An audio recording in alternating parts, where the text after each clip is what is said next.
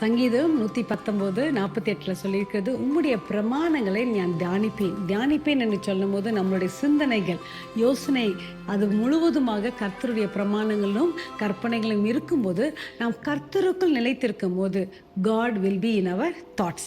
நம்மளுடைய நினைவுகள் யோசனைகளை கர்த்தர் இருக்கும்போது பயம், ஆங்ஸைட்டி, குழப்பம், வரி எதுவுமே இல்லாமல் ஒரு ஃப்ரீ கான்ஃபிடென்ட் ஃபெய்த்ஃபுல்டு லைஃபாக இருக்கும்போது எவ்வளோ அருமையாக இருக்கும். என்னுடைய லாங்கர் வெர்ஷன் அதை நீங்கள் கேளுங்க. ஏன்னா 3 tips of how to have கர்த்தருடைய வார்த்தையை நம்ம சிந்தனையில் வைக்கிறத குறித்து நான் பேசுகிறேன்.